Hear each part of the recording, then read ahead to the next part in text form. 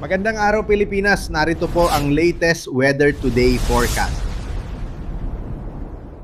Sa ating latest satellite images, makikita po natin no, maraming mga kaulapan ngayon ang makikita po dito sa may bahagi ng Visayas, Mindanao, Palawan at ilang bahagi ng Southern Luzon. Magpapatuloy po ang maulap na kalangitan at malaki pa rin yung posibilidad ng mga kalat-kalat na mga pag-ulan, pagkilat, pagkulog dito sa may bahagi nga ng Visayas, Palawan, gayon din yung Mindanao at ilang bahagi ng Sorsogon at Masbate area. Samantala, mapapansin po natin dito naman sa may bahagi ng Luzon, particular na sa Northern and Central Luzon, kasama dyan yung Metro Manila, wala po masyado pang kaulapan at inaasahan pa rin natin ang maliwalas hanggang sa mainit na panahon po sa mga susunod na araw.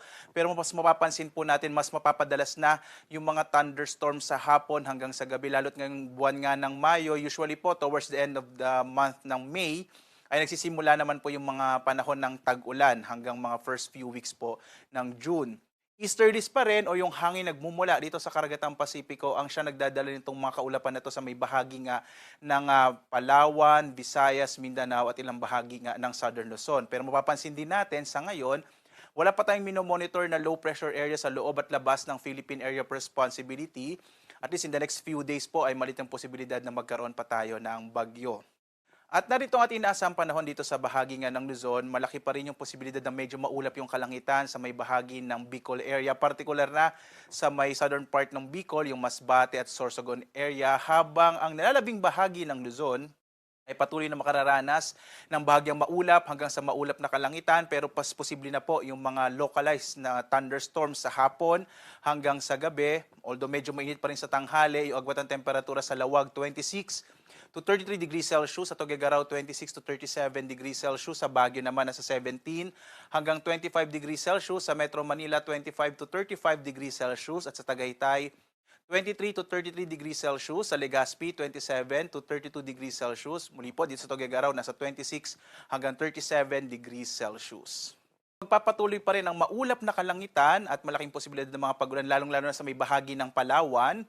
Dulot po yan ng easterlies. Ang agwat ng temperatura sa Calayan Islands sa 26 to 32 degrees Celsius.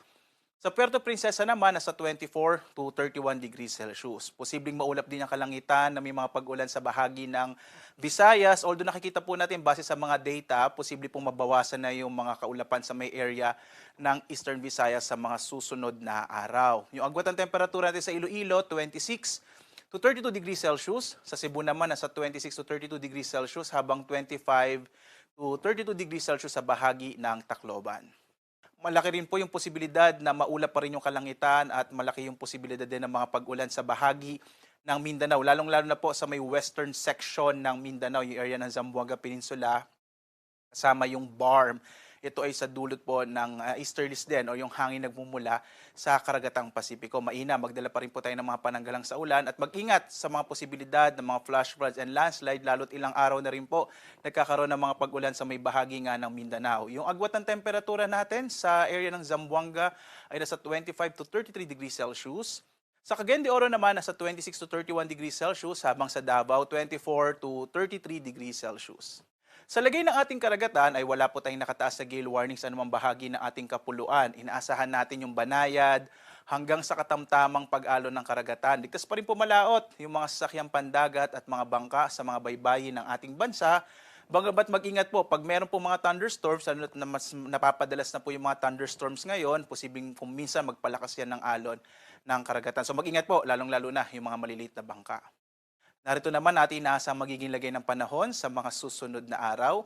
Sa Luzon, partikular na sa Metro Manila, Baguio City at Legazpi, inaasahan pa rin generally fair weather, pero mas mapapadalas na yung posibilidad ng mga localized thunderstorms. Agwat ng temperatura sa Metro Manila, 24 to 36 degrees Celsius. Sa Baguio, nasa 18 to 25 degrees Celsius, habang sa Legazpi, nasa 26 to 33 degrees Celsius. Sa bahagi naman ng Kabisayaan, mababawasan na po yung mga kaulapan na makakaapekto dito sa may area ng Visayas. Kaya generally po, fair weather din ang mararanasan sa mga susunod na araw. Sa Metro Cebu, nasa 26 to 33 degrees Celsius. Sa Iloilo naman, nasa 25 to 33 degrees Celsius. Habang dito sa may bahagi ng Tacloban, nasa 25 to 32 degrees Celsius. Habang sa Mindanao, posibleng medyo maulap pa rin yung kalangitan sa may area ng Northern Mindanao, kasama itong area ng Zamboanga Peninsula hanggang Lunes. habang sa Metro Davao, generally fair weather na sa mga susunod na araw. 24 to 34 degrees Celsius ang inaasahang agwat ng temperatura sa Metro Davao.